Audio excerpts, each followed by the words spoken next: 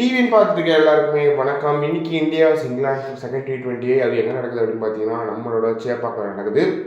So இந்த மேட்ச்சில் team என்னவா இருக்கும் அப்படின்றத நம்ம பார்க்கலாம். ஆக்சுவலாக வந்து ஃபஸ்ட்டு T20யில் போனால் அதே டீம் போவாங்க அப்படின்றது எதிர்பார்ப்பு இருக்குது.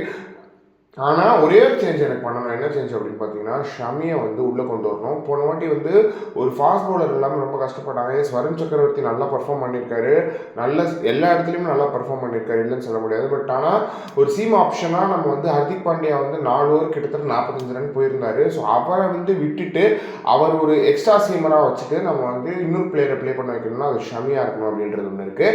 வேணும்னா வந்து நம்ம நிதிஷ்குமார் ரெட்டியை ட்ராப் பண்ணிவிட்டு அங்கே வேறு யாராவது பிளேயர் அக்ஷர் பட்டேல் மாதிரியான ஒரு பிளேயர் ஆட வைக்கலாம் அப்படின்றது ஒன்று இருக்குது. ஓகே, அக்ஷர் பட்டேல் ஏற்கனவே இருக்காருன்னா வாஷிங்டன் சுந்தர் ஆட வைக்கலாம். ஸோ வந்து நம்ம வந்து இந்த வாட்டி ஷமியோட போகணும் அப்படின்றதுல எந்த ஒரு மாற்றமே கிடையாது. பிகாஸ் ஷமி ஒரு கம்பேக் கொடுத்துட்டாரு, ஒரு சூப்பரான பவுலர் அப்படின்றது நம்ம எல்லாருக்குமே தெரியும். ஸோ அவரோட பெர்ஃபார்மன்ஸ் எப்படி இருக்கும், ஏன்னா வந்து அடுத்த சாம்பியன்ஸ் ட்ராஃபி வரப்போது அவர் அதிகமாக ப்ளே பண்ண வைக்கணும். பும்ராவும் இல்லை டீமில். பும்ரா ஏன்னா வந்து அவரோட இன்ஜுரியினால ஒரு சந்தேகத்தில் தான் இருக்கார் அவர். ஸோ அவரால் ப்ளே பண்ண முடியலன்னா ஷமி தான் அங்கே இருக்கிற எல்லாத்துக்குமான காப்பாற்றக்கூடிய ஒரு நபராக இருப்பார். ஏன்னா வந்து அவரோட சீம் பொசிஷன், அவர் ரிலீஸ் பண்ணுற விதம் எல்லாமே சூப்பராக இருக்கும் அப்படின்றதுல எந்த ஒரு மாற்றமே கிடையாது. ஸோ ஷமி இந்த மேட்ச் கண்டிப்பாக ப்ளே பண்ணி ஆகணும் அப்படின்ற ஒரு எதிர்பார்ப்பு இருக்குது. சேப்பாக் வந்து நல்ல டேர்னிங் பிட்ச் தான், ஃப்ளாட்டாக பண்ணியிருக்க மாட்டாங்க, நல்லா டேர்னிங் பிட்சை கொடுத்துருப்பாங்க அப்படின்றதுல எந்த ஒரு மாற்றமும் கிடையாது. ஸோ வருண் சக்கரவர்த்தி, அக்ஷர் பட்டேல், குல்தீப் யாதவ் இவங்க 3 பேர் இருக்காங்க. ப்ளஸ் வாஷிங்டன் சுந்தர் போய்க்கலாம். நிதிஷ்குமார் ரெட்டியை ட்ராப் பண்ணிவிட்டு வாஷிங்டன் சுந்தரோட போனால் இந்த வாட்டி டீம் வந்து கரெக்டாக இருக்கும் அப்படின்றது ஒன்று இருக்குது. ஏன்னா ஓப்பனிங்லாம் செம்ம டிஸ்ட்ரக்டிவாக இருக்குது. சாம்சங் செம்மாட்டம் ஆடுறாரு.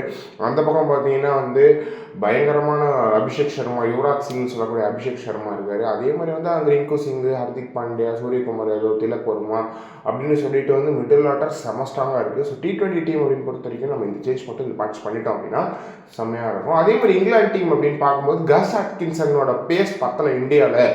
அவர் பால் நிற்குது அப்படின்ற மாதிரி சொல்கிறாங்க. ஸோ அவரை ஊரின்னு உரிக்கிறாங்க அப்படின்றது ஒன்று இருக்குது. எனவே கஸ் அட்கின்சன் இந்த மாதிரி ஆட மாட்டார் அப்படின்ற மாதிரி இருக்குது. ஏன்னா அவங்ககிட்ட இருக்கிற ஒரே ஸ்பின்னர் ஆடில் ரஷீத் மட்டும்தான். ஆடில் ரஷீத்தை வச்சே எவ்வளோ நாளைக்கு ஓட்டுவாங்க அப்படின்றது தெரியல. அப்படி விட்டாங்கன்னா லியாம் லிவிங்ஸ்டன், ஜாக்கப் பெத்தல் மட்டும்தான் ஸ்பின்னிங் ஆப்ஷன்ஸ் இருக்குது அவங்க டீமில். அதை தாண்டி இவங்க ஸ்பின்னிங் ஆப்ஷன்ஸே இல்லாத ஒரு டீமாக இருக்குது இங்கிலாந்து அப்படின்றதுனால வந்து அவங்களுக்கு பெரிய ஒரு பிரச்சனையாக இருக்குது. ஏன்னா வந்து ஆர்ச்சர் தவிர யாருமே பெர்ஃபார்ம் பண்ணல டீமில். ஏன்னா ஆர்ச்சரோட பேஸ் லைன் வந்து இந்தியாவில் ரொம்ப பர்ஃபெக்டாக போட்டுட்ருக்காரு. ஸோ அவரை தாண்டி ஒரு பேஸ் அட்டாக் வந்து இல்லை அப்படின்றது வந்து இங்கிலாந்துக்கு மிகப்பெரிய குறையாக இருக்குது. ஒரு கிறிஸ் ஜார்டன் இல்லையோ, அவர் இந்தியாவில் நிறைய IPL ப்ளே பண்ணியிருக்காரு. ஸோ கிறிஸ் ஜார்டன் இருந்திருக்கணுமோ அப்படின்ற ஒரு இருக்குது. முக்கியமாக சாம் கரன் இருந்திருக்கணுமா அப்படின்ற ஒரு கேள்வியெலாம் இருக்குது. அதுக்கு பதிலாக ஜாக்கப் பெத்தல் மாதிரியான ஒரு ஸ்பின்னர் கூப்பிட்டு வந்திருக்காங்க அப்படின்றது இருக்குது. ஸோ இந்த மேட்சாவது ஒரு டிஃப்ரென்ஸ் கொடுக்கணும். ஏன்னா அந்த ஆர்ச்சர் மட்டும் வச்சுக்கிட்டு நம்பிக்கிட்டு நீங்கள் ஆட முடியாது, அதுவும் சென்னை மாதிரியான ஒரு பிட்ச்சில் அப்படின்றது இருக்குது. எனவே ஸ்பின்னர்ஸ் யாராவது இருக்காங்கன்னா தேடி பார்த்து இங்கிலாந்து வந்து ஸ்பின்னர்ஸ் கொண்டு வரணும் அப்படின்றது இருக்குது. அதே மாதிரி வந்து ரொம்ப பேட்டிங்லேயுமே வந்து நிறைய பிரச்சனைகள் இருக்குது இங்கிலாண்டில் அப்படின்னே சொல்லுவாங்க. பட்லர் ஆடுறாரு, அதை தாண்டி யார் ஆடுறா, லியாம் லிவிங்ஸ்டன் ஆடுவார், ஃபில் சால்ட் ஆடுவார். இவங்க 3 பேர் தவிர யார் எக்ஸ்பீரியன்ஸ்டான பேட்ஸ்மேன் அப்படின்னு கேட்டிங்கன்னா ஜாக்கப் பெத்தலன்னா நம்ம சொல்லவே முடியாது எக்ஸ்பீரியன்ஸ்டான பேட்ஸ்மேன். அவர் ரொம்ப சின்ன பையன். ஸோ அவரை வந்து RCBயில் எடுத்திருக்காங்க. ஆனாலுமே அவர் நல்லா பர்ஃபார்ம் பண்ணால் தான் உண்டு அப்படின்றது இருக்குது. ஸோ வந்து அதை தாண்டி யாராவது நல்ல பர்ஃபார்மன்ஸ் வந்து கொடுக்கறதுக்கான பேட்ஸ்மேன்ஸுமே அவங்க எடுத்துகிட்டு வந்திருக்கலாம். பட் ஆல்ரவுண்டர்ஸாக போயிருந்தால் இன்னுமே பெட்டராக இருந்திருக்கும் அப்படின்றது இருக்குது. எனவே வந்து இந்த மேட்ச் இப்படி தான் இருக்குது.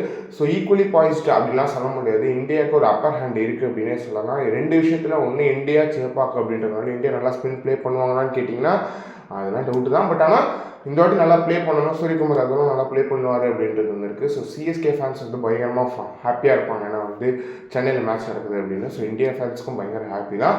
ஸோ இந்த மேட்ச் எப்படி இருக்க போகுதுன்றதை நீங்கள் மறக்காமல் கமெண்ட் பாக்ஸில் சொல்லுங்கள்.